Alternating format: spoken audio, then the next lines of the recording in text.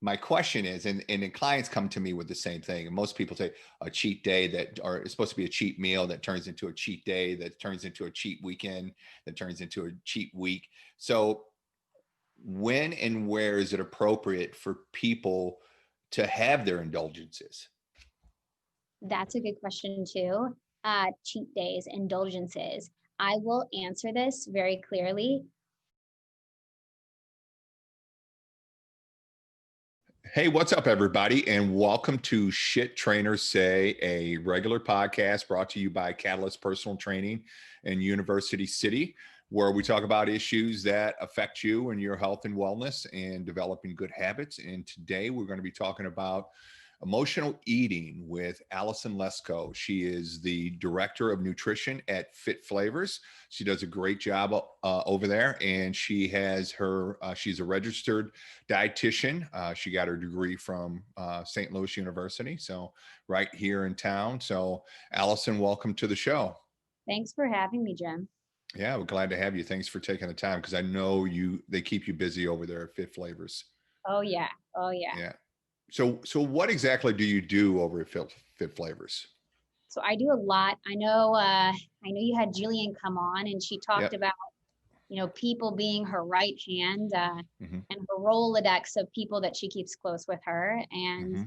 over the past 6 years, Jillian and I have gotten really close. I've been at Fit Flavors for about 6 years now. I came on when our Brentwood location opened, which is the office that I'm in right now. And I do a lot here. I actually came on to uh, create our nutrition counseling program. So I do like custom nutrition plans for people, ranging from like weight loss all the way to allergies, food, like chronic disease management, Mm-hmm. diabetes, all of the above. And I oversee all of the labels and all the food that we make. So I make sure that our credentials, my, dietetics credentials, back up all the food that we produce here at the company. Okay, great. Cool. And you do a great job over there for a great company and a great boss. Oh yeah, she's Jillian is awesome. awesome. Yeah. She's like, So yeah, I bet after 6 years working close, because a lot of times you spend more time with your coworkers than you do your family or your friends. hey, it's true. Like I consider her one of my best friends. Yeah. So let's talk about emotional eating. Where do we start with emotional eating? Yeah, I mean, now that it's January, um, diets are going to be starting. We know Mm-hmm. this for sure. Come January, we always start, something new with our nutrition, and we always want to get back on the bandwagon. One component, I've helped over 2,000 people get in the best shape of their life. One large component that we miss is the emotional part. We can follow a diet where we eat chicken, broccoli, rice every day until we can't do it anymore. But there's always going to be a holiday. There's always going to be a birthday. We're going to have stressful events in our life. We're in a pandemic. Like this is inevitable. And unhealthy habits can build um, because of the way that we're handling our emotions. So, yeah, we really need to talk through what emotional eating is and get a hold of it. Okay. So where do you start when somebody comes into your office or comes to you and they say, I want to lose weight? I've been on lockdown. I've been working from home. I haven't been moving. I've been eating more. I've gained all this weight. So where would you start with kind of re-educating them on the emotional eating? Yeah. Well, the first thing you have to do when you meet anyone, everyone's at different levels of their nutrition journey. And so I get people that come in and like they just want basically their macros, they just want things perfected for them. Then I get people that come in that have never thought about nutrition their entire life. And so you have to identify where they're at in their journey in order to see what changes need to be made. Um, but no matter what, no matter how much you know about nutrition, there's always going to be obstacles. And we ask each and every one of them, what are your obstacles? What do you struggle with? Because we're human, we have emotions. So every single person deals with that. And it's something that we go through with literally everyone that walks through the door. Can you tell the listeners, because most people are focused on the diet or the eating plan, be it like paleo, keto, the Mediterranean diet. They want to go vegetarian, but they focus on that and eating plan. But can you share where the emotional component can intervene and derail their efforts? Yeah, absolutely. We talked about how humans, we have emotions. So all of us to an extent are going to deal with emotional eating. It can be as simple as, a holiday where people feel like, oh my gosh, Christmas just came. I ate a lot of Christmas cookies. I had a big Christmas dinner. And that affected our rate of weight loss or our goals that we were trying to set. It can truly derail you from all the progress that you've done based on how you handle those emotional situations. There are, it's not just always a celebration though, too. It's not just always, oh, I had a stressful work day. It can also be, I'm bored. If you're not physically hungry, if your body's not saying like, I need to eat something because my stomach is growling, chances are emotions played a role in your choices. And if you give into those enough, and depending on how much you actually eat, let's say, I was stressed because of work, so I ordered a pizza and I had a bunch of beer. That can derail you from all the work that you'd put in all that week, eating healthy and working out. So how do you re-educate?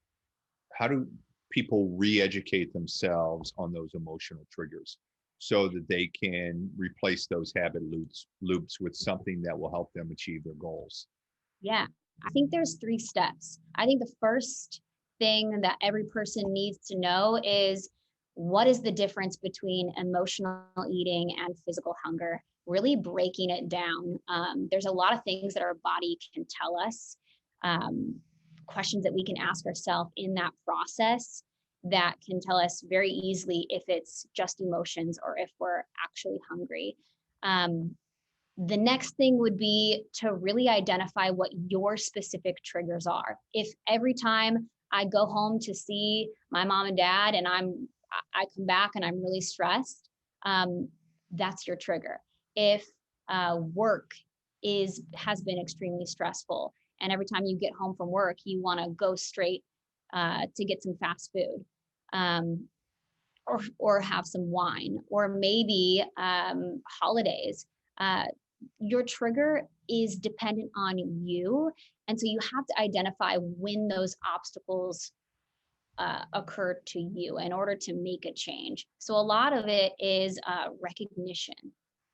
And then I would say taking that situation,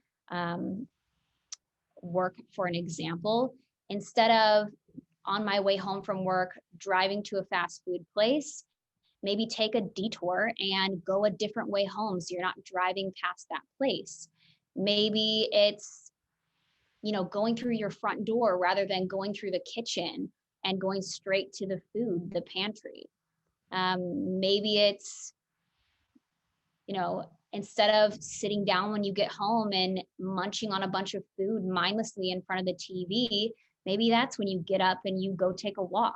So you're kind of changing that situation that you're putting yourself in. You're disrupting that cycle. Yeah, because I think a lot of people, to your point, when they get triggered by emotions or situations, then they almost have a Pavlovian response to it, right? And so it's like, oh, I'm stressed. Oh man, I can't wait to get home to get that glass of wine, Yeah. so I can kind of chill a little bit, decompress or whatever. And then that almost becomes like a Pavlovian response. Every time you walk in the door, you start craving a glass of wine. So that's how those triggers kind of play into that. So if we can, I like to go through and unpack each one of those. So the first one you said was to identify the difference between emotional eating and physical hunger. So Yeah. how would you recommend somebody doing that? Yeah. A couple of tips, asking yourself this, am I, how quickly is this feeling of hunger coming on? If it comes on super quick, chances are it's emotions. Um, Typically, when you're really emotional, you need something now. And that's very short lived. So you actually want to give yourself 20 minutes and distract yourself in order to really see if you're actually hungry. And if you are hungry, chances are that hunger level, it slowly got, more intense. It wasn't something that just like flipped a switch and was on. If we have a stressful situation, it is like a flip of a switch, and we have to eat something now. Typically, too, that food is not healthy. You don't crave like vegetables and chicken when you're stressed. You crave like ice cream, pizza, like greasy stuff. And so the type of food that you feel like you need in that moment, um, it's not going to be healthy if it's emotional. Uh, Yeah. Typically, too, when you give in to emotional eating, you're not being purposeful. You're not being mindful. Your mind actually is the one that's telling you you're hungry. Your stomach is not the one that's telling you you're hungry. If you're actually hungry, your stomach says, I'm hungry. Yeah. And then, like, lastly, when you give into emotional eating, it's not satisfying until you're like extremely full and uncomfortable. And then you have guilt as a result of that. If you're actually hungry, you feel satisfied when you get anything in because you're really hungry. All right, that's a great point. And then what are some tips to help people identify their triggers? I think a lot of it is reflection. Maybe it's sitting down with someone talking through those times. I am a big component of journaling and logging the food that you're eating because that allows you to reflect back on what you're writing down and asking yourself why. Like, why do I always have a glass of wine, during the work week? It's because work is crazy. So understanding, acknowledging what you're doing, understanding why you're doing it will allow you to make a change. But if you aren't journaling or taking the time to reflect on your habits, you're never going to know what's emotionally affecting you. I agree. I agree. I mean, and that goes with everything. I'm a big proponent of, I call it auditing my habits. Because as you go, your goals change. And so I have to audit my habits to make sure, is this habit going to get me to my goal? And if it's not, then I need to work on changing that habit. Absolutely. So I think people should, I think I'm a big proponent of journaling and reflecting and just kind of auditing things so that you can keep yourself moving forward. Um, and then there was one other question. And then the last one was like intervention. So how about some tips on for people who want to change some of those habits that are triggered by the emotions? Yeah. Once you've identified what those triggers are for you, you have to break that cycle. So we kind of talked a little bit about some of the things that you can do, little things that add up that break the cycle. I call this forcing you to have a detour because even by having to do all these extra things, typically in an emotional state, we're not always willing to go that extra 5 steps to get to that burger, that unhealthy habit. And so, if you can purposefully, change that situation or not put yourself in that situation, that's going to make it a lot easier for you to be successful in the future. Um, a very easy example of that would be, how I talked about you coming home from work and you immediately laying down and having alcohol as a coping way to end the day. Instead of coming home and going straight to the, fridge, getting the alcohol and going and laying down, that's when you take a walk. That's when you set your things down, you go straight to your bedroom, you change, and you go outside. If you're sitting there in your kitchen or you're sitting there on the couch, of course you have accessibility to alcohol right there. You have food dangling in front of your face. And so if you cannot put yourself in that situation, purposefully, put yourself towards something wholesome for the body, it's going to break that habit that's built up. So you have to disrupt it. Yeah, I agree. Because only a habit can replace a habit. You can't just eliminate it. It leaves too big of a void, too big of a hole. So I think one thing that is like when they come to us at Catalyst or you at Fit Flavors, there's accountability involved, on several levels. One, they've voiced what their goal is and voiced it to somebody who they want help from. And that kind of breathes new life into it and creates accountability. So how can people who aren't ready to come see me or you, how can they create that accountability in their life?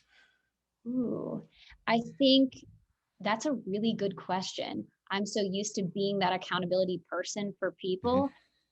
I will say significant others can hold you accountable. Friends can hold you accountable. If you say, I'm going to work out at these times, and you have to tell your friend that you're there at the gym, you're doing it, it's Mm-hmm. going to make them hold you accountable. So the people that you're around the most, use them as resources to hold you accountable. Two, Yeah. yeah. Two, goal setting. I mean, that's my favorite thing to do. I look at it, short-term and long-term goals. What do I want to achieve this week? What's realistic to me? And then if I set that, then I can reflect on the end of the week. Did I do what I said I was going to do? Yeah. Yeah, measurable goals. And I like that. I think it's good to have, number one, I think success goes up if your significant other is on board always. Or if you have friends, but they're never going to be as good as a professional coach or a professional. Would you agree? Oh yeah. I mean, they can also be the downfall, right? The significant Hmm. other. Absolutely. Yeah, it's like Adam and Eve. Eat the apple. These days, who knows what would happen? But anyway, so I like the accountability part. So, I, if you don't mind, I want to bounce some questions off of you that I have from dealing with clients who want to change the way they eat, want to be healthier, right? And what I find is that most people they don't care about six pack abs or being able to fit into a pair of booty shorts. They just want to feel better. They want to have more energy and they do want to lose some weight a little bit, fit in their clothes a little bit better, but they don't want to look like they're on the cover of a magazine, right? So I think a lot of people will look at changing their nutrition or diets as a punishment, like deprivation, right? And then that's why a lot of times when they look at it through that perspective, they're kind of doomed to failure. So, how can people change their eating and to reach their goals without feeling like they're depriving themselves? Yeah. That's a big one that a lot of people come in. That's their viewpoint on their nutrition, that they have to take everything away. You got to be positive rather than saying to yourself, I can't have carbs, I can't have bread, I can't have these things. Replace it with, what can I get out of my food? Of the food that I'm eating, how can I get more?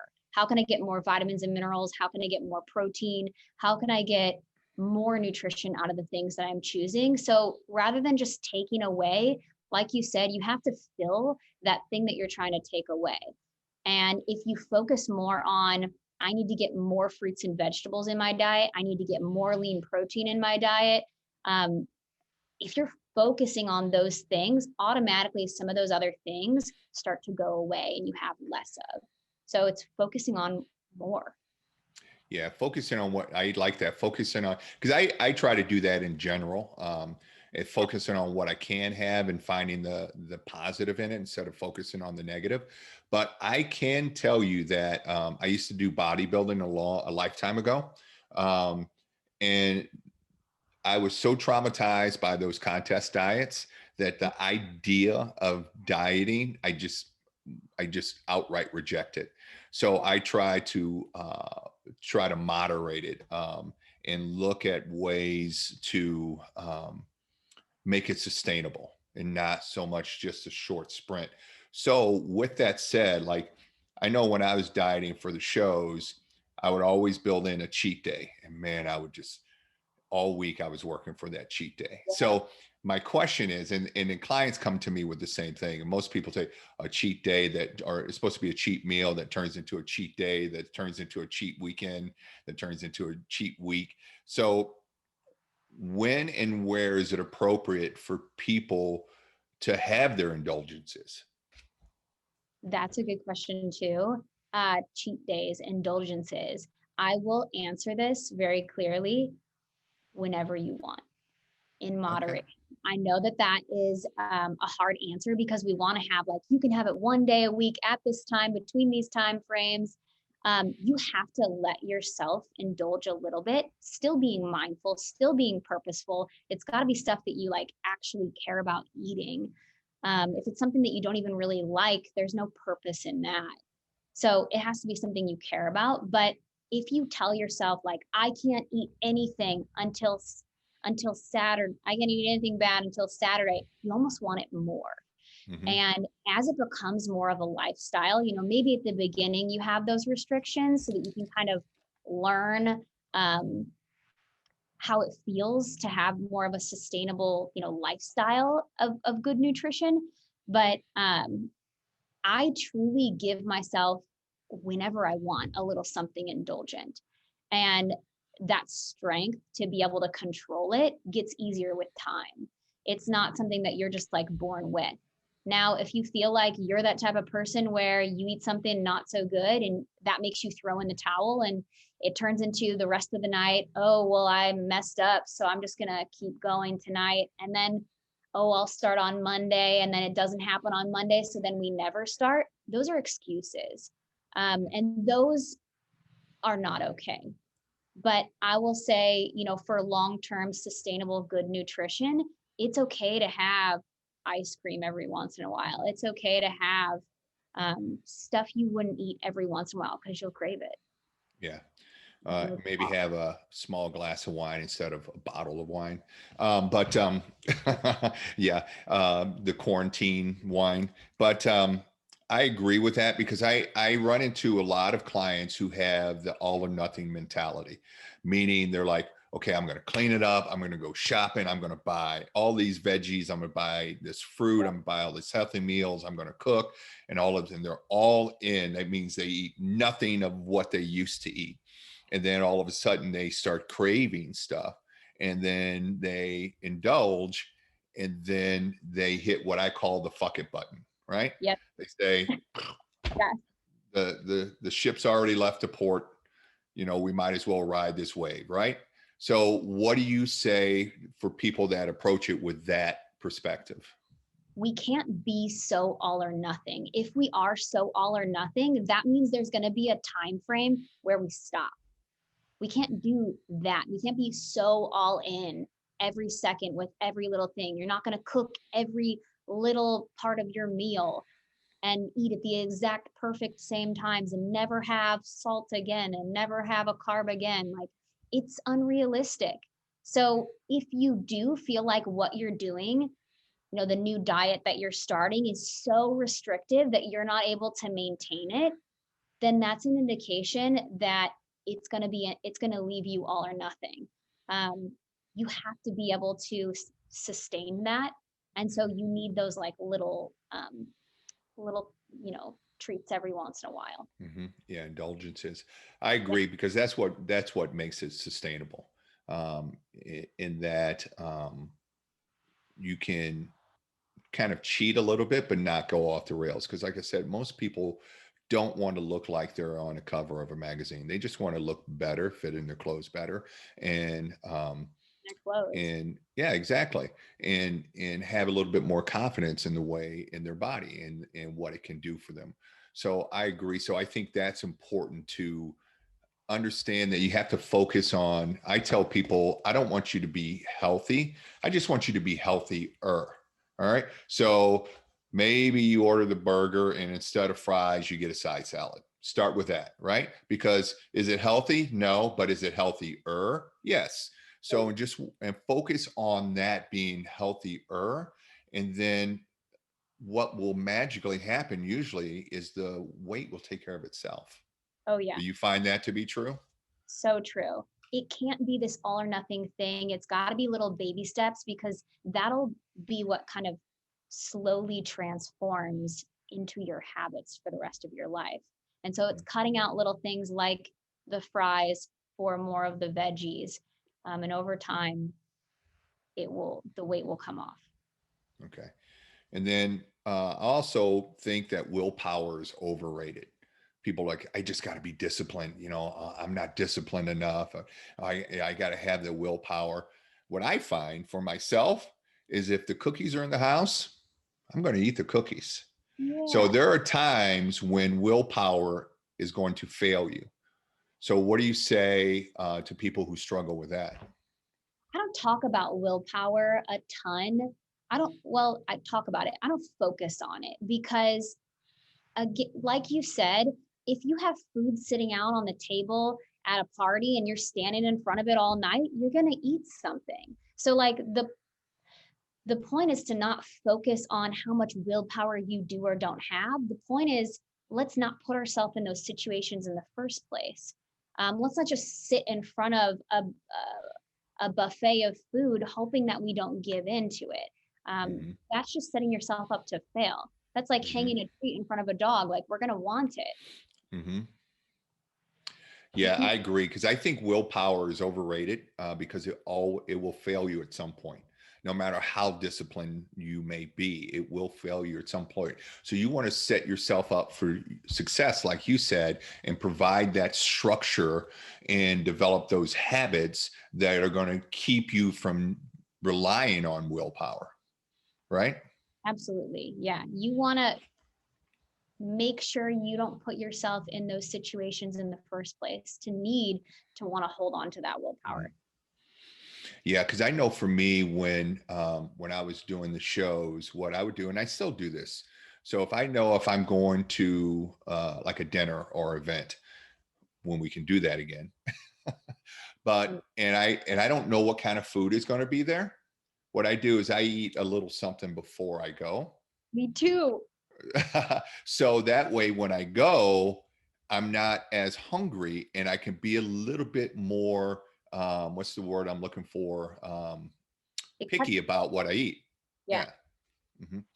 If you go into those events starving because you told yourself, like, I don't know what kind of food's going to be there, so I'm just not going to eat today, you're going to Hmm. go in there ready to eat absolutely everything. And you're going to give into foods that you wouldn't normally if you nourished yourself enough earlier that day. So I do exactly what you do, where I Okay. eat a little something before. Sometimes, like on my way in, I'll like have a Hmm. bar or something because you just don't know.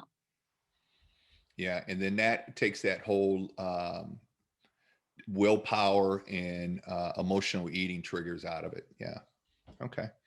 All right. Well, this has been great, Allison. Thanks again for taking the time. So, do you have any closing thoughts for those New Year's people, especially coming out of 2020? I think everybody came out of 2020 with a little baggage, both emotional and physical. Oh yeah. Oh yeah. I mean, the only thing I have to say is don't neglect those emotions, acknowledge them, make changes. And we're here as a resource. It can get tough and it's okay to reach out to people if you need help. Um, we're here. Yeah, absolutely. That's the only way you're going to get better. Everybody, because I do another podcast on the fitness business, and everybody that I've interviewed that is successful, they have mentors, right? They have coaches in their life, right? So if you want to level up in some area of your life, go find somebody who knows how to level up and get them as a coach. And that includes nutrition, right? Definitely.